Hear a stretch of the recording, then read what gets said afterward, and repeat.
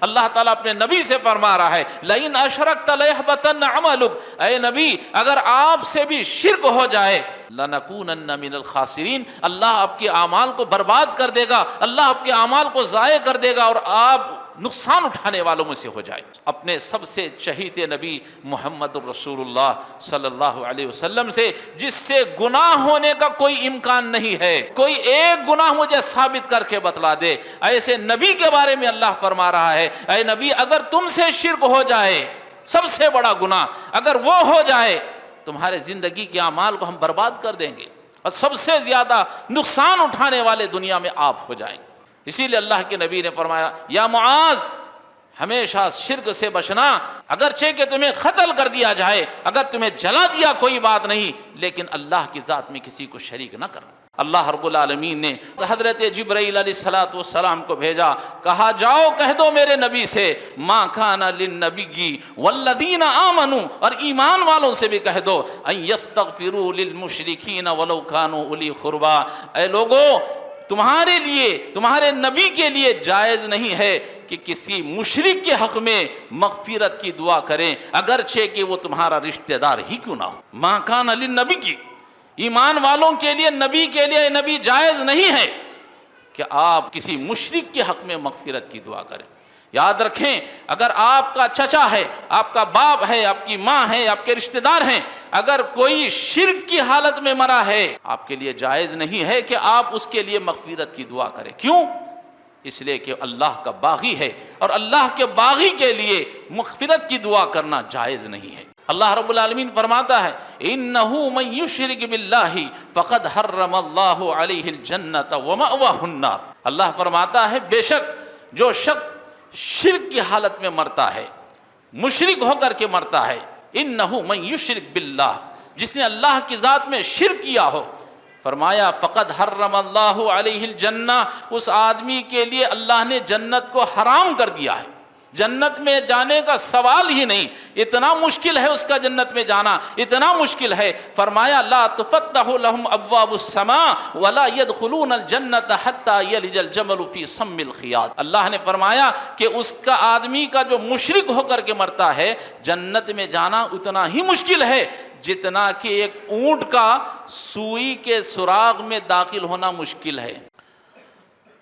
الحمدللہ نحمده ونستعینه ونستغفره ونعوذ باللہ من شرور انفسنا ومن سیئات اعمالنا، من يهده الله فلا مضل له ومن يضلل فلا هادي له، واشهد ان لا اله الا الله وحده لا شريك له، واشهد ان محمدا عبده ورسوله ارسله بالحق بشيرا ونذيرا، اما بعد فان خير الحديث كتاب الله وخير الهدي هدي محمد صلى الله عليه وسلم، وشر الامور محدثاتها وكل محدثة بدعة وكل بدعة ضلالة وكل ضلالة في النار، فأعوذ بالله السميع العليم من الشيطان الرجيم، بسم الله الرحمن الرحيم، خاف والقرآن المجيد بل عجبوا أن جاءهم منذر منهم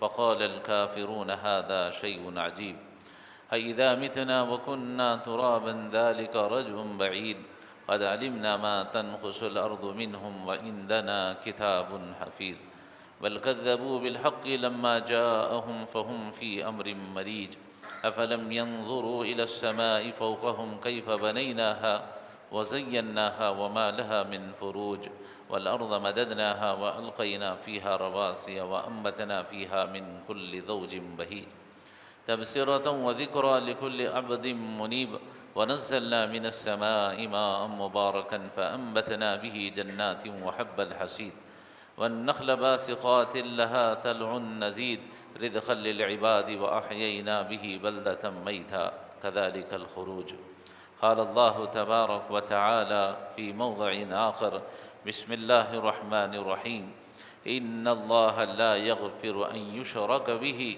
ويغفر ما دون ذلك لمن يشاء، قال رسول الله صلى الله عليه وسلم يا معاذ لا تشرک باللہ شیئا وإن قتلت او حرقت۔ تمام قسم کی تعریفیں، حمد و ثنا، کبریائی اور بڑائی اسی اللہ وحدہ لا شریک کے لیے لائق اور زیبا ہے، جو تمام جہانوں کا مربی و پالنہار ہے۔ درود و سلام نازل ہوں تمام انبیاء علیہ الصلاۃ والسلام پر، خصوصاً میرے اور آپ کے نبی تاجدار مدینہ حضرت جناب محمد الرسول اللہ صلی اللہ علیہ وسلم پر۔ شرک کہتے کسے ہیں؟ دو تین موٹی موٹی باتوں میں سمجھنے کی کوشش کرتے ہیں، پھر اس پر میں احادیث پر روشنی ڈالوں۔ شرک کئی مرتبہ ہم علماء سے، بڑے بڑے مولویوں سے سنتے ہیں، شرک شرک شرک۔ تو شرک کا معنی کیا ہے؟ تو شرک کے معنی ہیں کسی کو حصے دار بنانا۔ اس کا ایک لغوی معنی ہے، دنیاوی معنی ہے، دنیاوی معنی ہے کسی کو حصے دار بنانا، یا ہماری عام لینگویج میں کہہ سکتے ہیں کہ کسی کو پارٹنر بنانا، کسی کو پارٹنر بنانا۔ اور اسی کو شریعت کی اصطلاح میں، شرک کو اگر اسلام کی بھاشا میں اگر ہم پوچھیں گے تو پتہ چلتا ہے کہ اللہ کی ذات میں، اس کے صفات میں، اس کی عبادات میں، اس کے اختیارات میں کسی کو شریک کرنا۔ بات سمجھ میں آئی ہوگی؟ اسلام کے معنی میں شرک کے معنی یہ ہے کہ اللہ کی صفات میں، اس کی عبادات میں، اس کے اوصاف میں، اس کے عبادات میں، اس کے اختیارات میں کسی کو برابر ٹھہرا دینا۔ اللہ کی بھی ہم عبادت کریں گے، دوسرے کی بھی عبادت کریں گے، ہم اللہ سے بھی مدد مانگیں گے، غیر اللہ سے بھی مدد مانگیں گے، ہم اللہ سے بھی شفا مانگیں گے اور غیروں سے ہم شفا مانگیں گے۔ تو یہ ہو گیا شرک۔ اللہ کی ذات و صفات میں، اس کی عبادات میں اللہ اکیلا ہے، اس کا کوئی ساجی، کوئی شریک نہیں ہے۔ اگر کوئی اس کو برابر کر دیتا ہے تو اسی کو شرک کہتے ہیں، اور اللہ تبارک و تعالی شرک کو پسند نہیں فرماتا۔ اب آئیے جو حدیث میں نے آپ حضرات کے سامنے پڑھی ہے، اس حدیث کے اوپر روشنی ڈالتے ہیں، ہم اسی پر انشاءاللہ ہمارا خطبہ ہوگا۔ اللہ کے نبی صلی اللہ علیہ وسلم نے حضرت معاذ بن جبل رضی اللہ تعالی عنہ کو آپ نے وصیت فرمائی، کئی وصیتیں فرمائیں۔ ان وصیتوں میں سے ایک وصیت یہ تھی، فرمایا یا معاذ، اے معاذ میں تمہیں وصیت کر رہا ہوں۔ کس بات کی؟ کہا لا تشرک باللہ شیئا، کہا کہ اللہ کی ذات میں کسی کو شریک نہ کرنا، اللہ کی ذات میں کسی چیز کو شریک نہ کرنا۔ وَإِن قُتِلْتَ أَوْ حُرِّقْتَ، اگرچہ کہ تجھے قتل کر دیا جائے، اگرچہ کہ تجھے جلا دیا جائے۔ کیا معنی ہے اس حدیث کے؟ کہ ہم اللہ کی ذات میں کسی بھی صورت میں شرک نہیں کریں گے۔ اگر کوئی ہماری کنپٹی پر گولی رکھ دے، بندوق رکھ کر کے کہے میں اللہ کے ساتھ شرک کروں گا، ہم مرنا پسند کریں گے، شرک نہیں کریں گے۔ ہمیں قتل کر دیا جائے، ہمیں جلا دیا جائے، ہم اپنے آپ کو ختم کرا دیں گے، لیکن اللہ کی ذات میں شرک نہیں کریں۔ یہ ہے شرک کی وصیت اللہ کے نبی صلی اللہ علیہ وسلم کی حضرت ابن معاذ ابن جبل کو، اور اس پوری امت کے لیے اللہ کے رسول صلی اللہ علیہ وسلم نے شرک کے بارے میں وصیت فرمائی۔ جانتے ہیں شرک کتنا بڑا گناہ ہے؟ اللہ کے نبی صلی اللہ علیہ وسلم ایک حدیث میں فرماتے ہیں الا انبئکم باکبر الکبائر، قالوا بلا یا رسول اللہ، قال الاشراک باللہ۔ اللہ کے نبی صلی اللہ علیہ وسلم صحابہ سے ایک مرتبہ فرماتے ہیں، بیٹھے ہوئے تھے صحابہ، فرمایا کہ اے میرے صحابہ، کیا میں تمہیں بڑے بڑے گناہوں کے بارے میں نہ بتاؤں؟ سب سے بڑے گناہ۔ صحابہ نے کہا قالوا بلا یا رسول اللہ، اللہ کے رسول ضرور بتائیے کہ بڑے بڑے گناہ کون سے ہیں۔ آپ صلی اللہ علیہ وسلم نے جب فہرست بیان کی، اس میں سب سے پہلے نمبر پر آپ نے فرمایا یا کہا الاشراک باللہ، کہا کہ اللہ کی ذات میں کسی کو شریک کرنا، اللہ کی ذات میں شرک کرنا، یہ سب سے بڑا گناہ ہے۔ اس سے بڑا گناہ اب دنیا میں کوئی نہیں، اس کے بعد ہی سب گناہ ہیں۔ سب سے بڑا گناہ، اب اس سے اوپر کوئی گناہ نہیں، اس سے سب نیچے ہی ہیں۔ تو سب سے بڑا دنیا کے اندر کوئی گناہ ہے تو وہ شرک ہے، اور اللہ کے نبی صلی اللہ علیہ وسلم نے اس امت کو اس بات کی تعلیم دی کہ سب گناہوں میں سب سے بڑا گناہ شرک ہے، لہذا تم شرک نہ کرو۔ اور ایک حدیث دیکھیے، اللہ کے نبی صلی اللہ علیہ وسلم بیان فرماتے ہیں صحابہ سے، کہتے ہیں اجتنبوا السبع الموبقات، صحابہ سے فرمایا اللہ کے رسول صلی اللہ علیہ وسلم نے کہ اے میرے صحابہ، 7 ہلاک کرنے والے گناہوں سے بچو۔ 7 گناہ ایسے ہیں کہ جن سے ہمیشہ تم بچتے رہو، اس کے قریب بھی نہ جاؤ۔ صحابہ نے پوچھا اللہ کے رسول وہ 7 گناہ کون سے ہیں؟ تو آپ صلی اللہ علیہ وسلم نے جو 7 بڑے گناہوں کو آپ نے بیان کیا ہے جس سے انسان ہلاک ہو جائے گا، اس میں سب سے پہلے نمبر پر آپ نے فرمایا الاشراک باللہ، فرمایا لوگو اللہ کی ذات میں کسی کو شریک نہ کرو، یہ سب سے بڑا گناہ ہے، تم اس سے ہمیشہ بچتے رہو۔ لہذا ہمیں اور آپ کو اللہ کے نبی صلی اللہ علیہ وسلم ان احادیث کے ذریعے سے، اس وصیت کے ذریعے سے ہمیں ڈرا رہے ہیں کہ ہم اللہ کی ذات میں کسی کو شریک نہ کریں۔ محترم حضرات، جانتے ہیں یہ شرک کتنا بڑا گناہ ہے؟ اتنا بڑا گناہ ہے، اتنا بڑا گناہ ہے، اللہ رب العالمین نے شرک کے بارے میں انبیاء علیہ السلام کو اللہ نے دھمکی دے دی۔ شرک اتنا بڑا گناہ ہے، اللہ تعالیٰ نے ہمارے کو اور آپ کو تو سمجھایا ہے کہ شرک سے دور رہو، شرک کے قریب نہ جاؤ۔ انبیاء علیہ السلام کو اللہ تعالیٰ نے وارننگ دے دی۔ آپ جانتے ہیں پوری دنیا کے اندر سب سے بہترین مقدس ہستیاں کون سی ہیں؟ دنیا کے اندر سب سے بہترین ہستیاں اگر کوئی ہیں تو وہ انبیاء علیہ السلام کی ہستیاں ہیں۔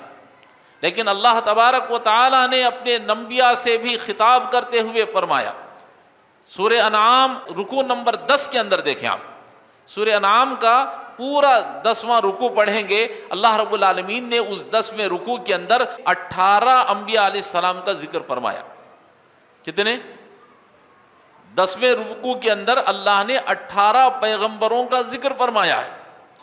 حضرت ابراہیم علیہ السلام سے لے کر کے موسیٰ علیہ السلام، نوح علیہ السلام، عیسیٰ علیہ السلام، اسماعیل علیہ السلام، ایسے بڑے بڑے 18 پیغمبروں کا اللہ نے ذکر فرمایا، اور آخر میں نیچے فرمایا وَلَوْ أَشْرَكُوا لَحَبِطَ عَنْهُمْ مَا كَانُوا يَعْمَلُونَ، اگر یہ 18 انبیاء علیہ السلام کی جماعت بھی اگر شرک کرے گی، لَحَبِطَ عَنْهُمْ مَا كَانُوا يَعْمَلُونَ، اللہ نے فرمایا اللہ ان کے زندگی کے تمام اعمال کو برباد کر دے گا۔ کس سے کہا جا رہا؟ عام لوگوں سے نہیں، دنیا کے سب سے مقدس ہستیوں سے اللہ تعالیٰ خطاب کرتے ہوئے کھڑا رہا ہے۔ 18 انبیاء علیہ السلام کا ذکر کرنے کے بعد، اے انبیاء کی جماعت، اگر تم سے بھی شرک ہو جائے تو یاد رکھنا تمہارے اعمال کو ہم برباد کر دیں گے۔ یہ ہے شرک کی حقیقت، یہ ہے انبیاء علیہ السلام کو وارننگ۔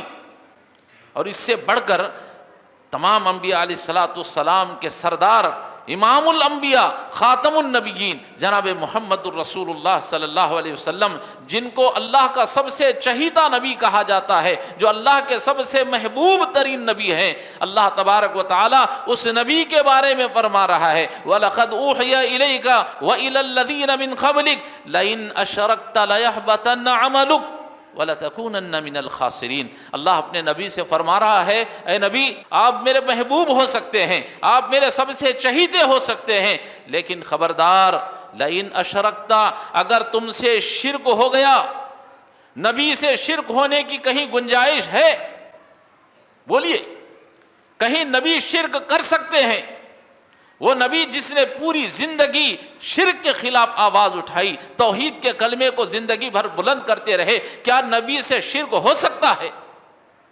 آج ہم بڑے سے کہتے ہیں ارے ہم زندگی میں کبھی شرک نہیں کر سکتے، شرک ہمارے قریب نہیں آ سکتا۔ الحمدللہ، اچھی بات ہے، لیکن شرک اتنا خطرناک ہے، اتنا خطرناک ہے، اللہ کے نبی صلی اللہ علیہ وسلم نے فرمایا یہ شرک چونٹی کی چال سے بھی زیادہ باریک ہے۔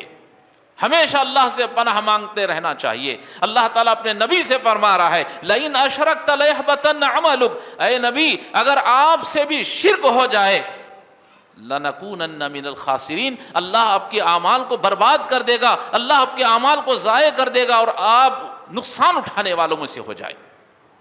کس سے کہا؟ اپنے سب سے چہیتے نبی محمد الرسول اللہ صلی اللہ علیہ وسلم سے، جس سے گناہ ہونے کا کوئی امکان نہیں ہے۔ زندگی میں کوئی مجھے بتا دے کہ نبی سے کوئی ایک چھوٹا سا ادنا سا گناہ ہوا ہو، کوئی ایک گناہ مجھے ثابت کر کے بتلا دے۔ ایسے نبی کے بارے میں اللہ فرما رہا ہے اے نبی اگر تم سے شرک ہو جائے، سب سے بڑا گناہ اگر وہ ہو جائے، تمہارے زندگی کے اعمال کو ہم برباد کر دیں گے اور سب سے زیادہ نقصان اٹھانے والے دنیا میں آپ ہو جائیں گے۔ کس کے بات کا؟ یہ ہے شرک۔ اللہ ہم سب کو شرک سے بچنے کی توفیق عطا فرمائے، شرک سے دور رہنے کی اللہ ہم سب کو توفیق عطا فرمائے۔ اسی لیے اللہ کے نبی نے فرمایا یا معاذ، ہمیشہ شرک سے بچنا، اگرچہ کہ تمہیں قتل کر دیا جائے، اگر تمہیں جلا دیا کوئی بات نہیں، لیکن اللہ کی ذات میں کسی کو شریک نہ کرنا۔ اس سے بڑھ کر میں بتاؤں آپ کو، اللہ رب العالمین نے اپنے نبی کو، اللہ تعالیٰ نے ہم سب ایمان والوں کو، ایمان کے جتنے دنیا میں لوگ بستے ہیں، جتنے ایمان والے ہیں، اللہ ان سب کو وارننگ دے رہا ہے۔ کس بات کی؟ شرک اتنا بڑا گناہ ہے، اتنا بڑا گناہ ہے، اگر کوئی شرک کی حالت میں مر جائے، اے نبی تمہارے لیے، ایمان والوں کے لیے جائز نہیں ہے کہ اس مشرک کے لیے مغفرت کی دعا کریں۔ دلیل کیا ہے؟ اللہ کے نبی صلی اللہ علیہ وسلم کی سیرت اٹھائیں۔ آپ کے سب سے چہیتے چچا، جس نے قدم قدم پر اللہ کے نبی صلی اللہ علیہ وسلم کا ساتھ دیا، قدم قدم پر نبی کی تائید کی، نبی کی مدد کی، ابو طالب۔ زندگی کا آخری وقت ہے، آخری سانسیں چل رہی، کئی مرتبہ آپ نے واقعہ سنا، اس بار پھر سنیں۔ زندگی کا آخری لمحات چل رہے ہیں، اللہ کے نبی صلی اللہ علیہ وسلم بیٹھ کر اپنے چچا سے کہہ رہے ہیں چچا ایک مرتبہ لا الہ الا اللہ پڑھ لو، ایک مرتبہ کلمہ پڑھ لو۔ بازو میں ابو جہل بیٹھا ہوا ہے، عبداللہ بن ابی امیہ بیٹھا ہوا ہے، کہتا ہے ابو طالب زندگی بھر اپنے باپ داداؤں کے دین پر رہے، اب زندگی کا آخری وقت آ رہا ہے تو کیا موت کے ڈر سے اپنے بھتیجے کے کلمے کو پڑھ لو گے؟ کیا اپنے بھتیجے کے دین کو قبول کر لو گے؟ دونوں بیٹھ کر کے سمجھا رہے ہیں ابو طالب کو، یہاں نبی کہہ رہے ہیں چچا دان ایک مرتبہ کلمہ پڑھ لیجیے، ایک مرتبہ پڑھ لیجیے۔ ابو جہل، ابو عبداللہ بن ابن امیہ بیٹھا ہوا کہہ رہا ہے ابو طالب کیا اپنے باپ داداؤں کے دین کو چھوڑ دو گے، اپنے بھتیجے کے دین کو قبول کر لو گے؟ ابو طالب نے اپنے بھتیجے سے کہا بھتیجے میں دین کو قبول نہیں کر سکتا۔ لہذا ابو طالب کا جو انتقال ہوا وہ کفر پر ہوا، کفر پر ہو گیا۔ اللہ کے نبی صلی اللہ علیہ وسلم کی آنکھوں سے آنسو نکل رہے ہیں۔ نبی کریم صلی اللہ علیہ وسلم اپنی زبان مبارک سے کہہ رہے ہیں جب تک زندہ رہے کہتے رہے چچا جان ایک مرتبہ کلمہ پڑھ لیجیے، ایک مرتبہ کلمہ۔ نہیں پڑھا، کفر پر موت ہو گئی، انتقال ہو گیا۔ اللہ کے نبی صلی اللہ علیہ وسلم کی زبان مبارک سے الفاظ نکل رہے ہیں، کہتے ہیں یا عمی، اے میرے چچا جان، لَأَسْتَغْفِرَنَّ لَكَ مَا لَمْ أَنَّهُ عَنْكَ، کہتے ہیں میرے چچا جان زندگی بھر آپ نے کلمہ پڑھا نہیں، کوئی بات نہیں، اے میرے چچا جان لَأَسْتَغْفِرَنَّ لَكَ مَا لَمْ أَنَّهُ عَنْكَ، میں اللہ رب العالمین سے دعا کرتا رہوں گا کہ اللہ تبارک و تعالیٰ آپ کی مغفرت فرمائے، اللہ آپ کو استغفار کرتا رہوں گا، اللہ تعالیٰ آپ کے استغفار کو قبول کرے، زندگی بھر میں آپ کے لیے دعا کرتا رہوں گا اللہ تمہاری مغفرت کرے، یہاں تک کہ اللہ تعالیٰ مجھے خود روک نہیں دیتا۔ مرنے کے بعد اللہ کے نبی صلی اللہ علیہ وسلم اپنے چچا سے کہہ رہے ہیں، انتقال کر گئے، خطاب کر رہے ہیں، میں آپ کے لیے اس وقت تک مغفرت کی دعا کروں گا جب تک کہ اللہ مجھے روک نہیں دیتا، زندگی بھر آپ کے لیے استغفار کروں گا۔ اللہ رب العالمین نے اسی وقت حضرت جبرائیل علیہ السلام کو بھیجا، کہا جاؤ کہہ دو میرے نبی سے، ما کان للنبی والذین آمنوا، اور ایمان والوں سے بھی کہہ دو، ان یستغفروا للمشرکین ولو کانوا اولی قربی، اے لوگو تمہارے لیے، تمہارے نبی کے لیے جائز نہیں ہے کہ کسی مشرک کے حق میں مغفرت کی دعا کریں اگرچہ کہ وہ تمہارا رشتہ دار ہی کیوں نہ ہو۔ کس سے کہا جا رہا؟ اللہ کے نبی سے کہہ رہا، خبردار، ما کان للنبی کی، ایمان والوں کے لیے، نبی کے لیے، نبی جائز نہیں ہے کہ آپ کسی مشرک کے حق میں مغفرت کی دعا کریں۔ یاد رکھیں، اگر آپ کا چچا ہے، آپ کا باپ ہے، آپ کی ماں ہے، آپ کے رشتہ دار ہیں، اگر کوئی شرک کی حالت میں مرا ہے، آپ کے لیے جائز نہیں ہے کہ آپ اس کے لیے مغفرت کی دعا کریں۔ کیوں؟ اس لیے کہ اللہ کا باغی ہے، اور اللہ کے باغی کے لیے مغفرت کی دعا کرنا جائز نہیں ہے۔ اتنا بڑا شرک ہے، شرک اتنا بڑا گناہ ہے، اللہ نے مومنوں کو منع کر دیا ہے، نبی کو منع کر دیا۔ اللہ رب العالمین سے دعا ہے اللہ تعالی ہم سب کو اس پر استقامت کے ساتھ رہنے کی توفیق عطا فرمائے، آمین۔ اور آخر میں آپ جانتے ہیں یہ شرک کتنا بڑا گناہ ہے؟ اللہ کے نبی صلی اللہ علیہ وسلم نے اس کی وصیت کیوں کی کہ تمہیں قتل کر دیا جائے، جلا دیا جائے، کوئی بات نہیں، شرک نہ کرنا کیوں کہا؟ اس لیے کہ جو آدمی شرک پر مرتا ہے اللہ رب العالمین نہ اس کی مغفرت کرے گا، نہ وہ آدمی جنت میں داخل ہوگا، اس کا ٹھکانہ جہنم ہے۔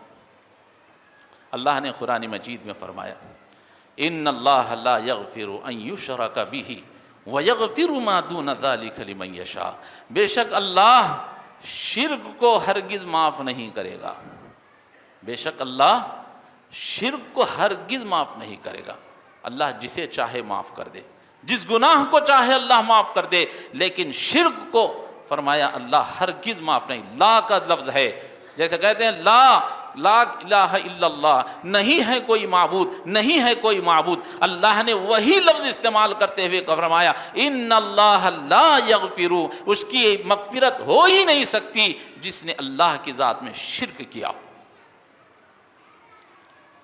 ایک اور حدیث، قرآن کی ایک اور آیت دیکھ لیں، اللہ رب العالمین فرماتا ہے انہ من یشرک باللہ فقد حرم اللہ علیہ الجنۃ ومأواہ النار، اللہ فرماتا ہے بے شک جو شخص شرک کی حالت میں مرتا ہے، مشرک ہو کر کے مرتا ہے، انہ من یشرک باللہ، جس نے اللہ کی ذات میں شرک کیا ہو، فرمایا فقد حرم اللہ علیہ الجنہ، اس آدمی کے لیے اللہ نے جنت کو حرام کر دیا ہے، جنت میں جانے کا سوال ہی نہیں، اتنا مشکل ہے اس کا جنت میں جانا، اتنا مشکل ہے۔ فرمایا لا تفتح لهم ابواب السماء ولا يدخلون الجنت حتى يلج الجمل في سم الخياط، اللہ نے فرمایا کہ اس کا آدمی کا جو مشرک ہو کر کے مرتا ہے جنت میں جانا اتنا ہی مشکل ہے جتنا کہ ایک اونٹ کا سوئی کے سراغ میں داخل ہونا مشکل ہے۔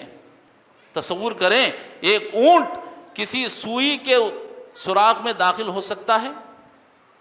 چونٹی بھی بڑی مشکل سے ہوگی۔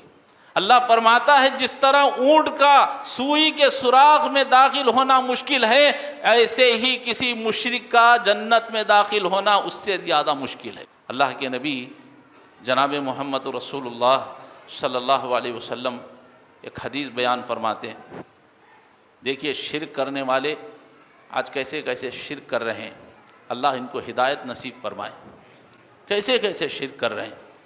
کوئی بتوں کی پرستش کر رہا ہے، کوئی بتوں کی پرستش کر رہا ہے، کوئی خبروں کا طواف کر رہا ہے، اور کوئی خبروں پر اپنے ماتھے کو ٹیک رہا ہے، یہ بھی تو شرک ہے۔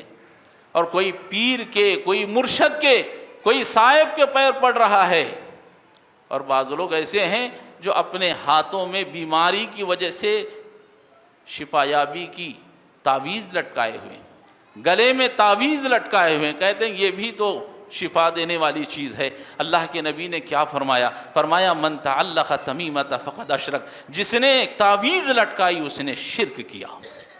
تعویذ لٹکانا فرمایا کہ یہ بھی شرک ہے، چھوٹا سا شرک بھی اگر آپ کرتے ہیں تو آپ کا ٹھکانہ جہنم ہے۔ مثال دی اللہ کے نبی صلی اللہ علیہ وسلم نے، کہا کہ بنی اسرائیل میں 2 آدمی تھے، کسی قوم کے بت کے پاس سے ان کا گزر ہوا، راستے سے گزر ہوا جہاں ایک بت تھا، کہتے ہیں وہ دونوں آدمی وہاں پہنچے تو وہاں کے لوگوں نے انہیں پکڑ لیا۔ اللہ کے نبی صلی اللہ علیہ وسلم کہتے ہیں کہ 2 آدمیوں کو انہوں نے قوم کے لوگوں نے پکڑ لیا اور کہا کہ دیکھو ہمارا ایک اصول ہے کہ یہاں سے کوئی بھی آدمی اس وقت تک نہیں جا سکتا جب تک کہ ہمارے اس معبود کے سامنے، ہمارے اس بت کے سامنے کوئی نذرانہ نہ پیش کر دے، کوئی چڑھاوا نہ چڑھا دے، اس وقت تک ہم یہاں سے جانے نہیں دیں گے۔ تو اس میں سے ایک شخص نے کہا کہ بھائی میرے پاس چڑھانے کے لیے کچھ نہیں ہے۔ کہا کہ اگر تیرے پاس کچھ نہیں ہے کوئی بات نہیں، ایک مکھی بھی اگر تو مار کر ہمارے معبود کے سامنے، ہمارے بت کے سامنے چڑھاوا چڑھا دیتا ہے، ہم تجھے آزاد کر دیں گے، تجھے چھوڑ دیں گے۔ لہذا اس نے اپنی جان کو بچانے کے لیے ایک مکھی کو پکڑ کر مار دیا اور اسے اس بت کے سامنے چڑھا دیا۔ لوگوں نے اسے چھوڑ دیا۔ اللہ کے نبی کہتے ہیں اللہ نے اسے جہنم میں داخل فرما دیا۔ اللہ اکبر! مکھی کی کیا حیثیت ہے! آج تو بکرے چڑھا دے رہے ہیں غیر اللہ کے نام سے، 11ویں کے نام سے، 12ویں کے نام سے، اور پتہ نہیں کس کس کے عرس کے نام سے بکرے اڑا دے رہے ہیں۔ مرغیاں کاٹی جا رہی ہیں غیر اللہ کے نام سے، کالی مرغیاں، اور پتہ نہیں کیا کیا چیزیں غیر اللہ کے نام سے پیش کی جا رہی ہیں۔ ایک مچھر کو، ایک مکھی کو مارنے والا اللہ کے نبی کہہ رہے ہیں جہنم میں داخل ہو گیا۔ اور دوسرا وہ شخص تھا، کہا گیا کہ تو بھی چڑھا دے، اس نے کہا یہ اللہ کی ذات میں شرک کرنا ہے، میں نہیں کر سکتا۔ تو ان ظالموں نے اس کو پکڑا اور اسے مار مار کر پیٹ کر قتل کر دیا، شہید کر دیا۔ اللہ کے نبی فرماتے ہیں اللہ نے اسے جنت میں داخل فرما دیا۔ ایک مکھی کو مارنے کی وجہ سے، شرک کرنے کی وجہ، مکھی کے برابر شرک کرنے کی وجہ سے اللہ نے اس کا ٹھکانہ جہنم فرما دیا۔ اسی لیے اللہ کے رسول نے فرمایا اللہ رب العالمین نے مشرک کے لیے جنت کو حرام کر دیا ہے، وَهُمُ النَّارُ، اس کا ٹھکانہ جہنم ہے۔ اور یاد رکھیں اگر خدا نہ خواستہ ہم اور آپ بیماری سے بچنے کے لیے، گھر میں برکت نہیں ہے، دکان میں برکت نہیں ہے، ناریل ٹنگوا دیا، اپنے آپ پر تعویذ لٹکا دی، بچے کو کالا دھاگا بنوا دیا کہ کہیں ہمارے بچے کو نظر نہ لگے، ہمارے فلاں کو نظر نہ لگے، ہمارے کو کوئی بیماری اور کوئی بلا ہمیں نہ لگے، ایک تعویذ لٹکا دی، خدا نہ خواستہ اگر اسی حالت میں کسی کی موت ہو گئی، جانتے ہیں اس کا انجام کیا ہے؟ اللہ کے نبی فرماتے ہیں من مات وہو یشرک باللہ شیئا دخل النار۔ اللہ کے نبی فرماتے ہیں اگر کسی نے اللہ کی ذات میں شرک کیا، من مات للہ، اگر کسی نے اللہ کی ذات میں شرک کیا اور اسی حالت میں اس کی موت ہو گئی، شرک کرتے ہوئے اس کی موت ہو گئی، تعویذ لٹکایا ہوا تھا، اسی حالت میں خدا نہ خواستہ اگر کسی کی موت ہو گئی، من مات وہو یشرک باللہ، اس نے اللہ کی ذات میں شرک کیا، نبی فرماتے ہیں اللہ اسے جہنم میں داخل فرما دے۔ اللہ اکبر! تعویذ لٹکانا شرک ہے، اگر اسی حالت میں اس کی موت ہو گئی سیدھے جہنم میں رسید ہو جائے گا، اس کا کوئی ٹھکانہ نہیں۔ تو اسی لیے اللہ کے نبی صلی اللہ علیہ وسلم نے حضرت معاذ ابن جبل رضی اللہ تعالیٰ عنہ کو وصیت کرتے ہوئے فرمایا یا معاذ لا تشرک باللہ شیئا، اللہ کی ذات میں کبھی شرک نہ کرنا، وَإِن قُتِلْتَ أَوْ حُرِّقْتَ، اگرچہ کہ تجھے قتل کر دیا جائے، اگر تجھے جلا دیا جائے کوئی بات نہیں، تجھے موت آ جائے کوئی بات نہیں، لیکن اللہ کی ذات میں شرک نہ کرنا۔ اللہ رب العالمین سے دعا ہے اللہ تعالی ہم سب کو نبی کریم صلی اللہ علیہ وسلم کی جو وصیت ہے اللہ تعالی ہمیں زندگی بھر یاد رکھنے کی توفیق عطا فرمائے۔ کبھی بھی ہمارے حالات بگڑ جائیں، کوئی بھی حالات آ جائیں، بیمار ہو جائیں، کاروبار میں نقصان ہو جائے، بہت سے وسوسے لوگ پیدا کرتے ہیں، تجھے جادو ہو گیا ہے، تجھے فلاں ہو گیا ہے، تیرا گھر صحیح نہیں ہے، فلاں کر دے، یہ کر دے، لوگ بھٹکائیں گے۔ اللہ کی ذات پر یقین رکھیے، توکل رکھیے، اللہ کی ذات میں کبھی شرک مت کیجیے۔ اگر کریں گے آپ کے اعمال برباد ہو جائیں گے، اللہ اس کا ٹھکانہ جہنم فرما دے گا۔ لہذا اللہ رب العالمین سے دعا ہے اللہ تعالی ہم سب کو زندگی بھر توحید پر قائم رہنے کی توفیق عطا فرمائے۔ اللہ تعالی چھوٹے سے چھوٹے شرک سے بھی ہم سب کو اللہ تعالی بچنے کی توفیق عطا فرمائے۔ اور جو لوگ شرک کر رہے ہیں، درگاہوں پر جا کر، خبروں پر جا کر، مزاروں پر جا کر، طواف کر کے، تعویذ لٹکا کر کے، ناریل پھوڑ کر کے جتنے بھی شرک کے کام کر رہے ہیں، اللہ تعالیٰ ان کو ہدایت نصیب فرمائے۔ اللہ تعالیٰ دین کے صحیح راستے پر، صراط مستقیم پر اللہ ان کو چلنے کی توفیق عطا فرمائے۔ آمین۔ وآخر دعوانا ان الحمد للہ رب العالمین۔ بارک اللہ لنا ولکم فی القرآن العظیم ونفعنا وإیاکم بالآیات والذکر الحکیم، انہ تعالی جواد کریم ملک ورؤوف حلیم ورب حلیم۔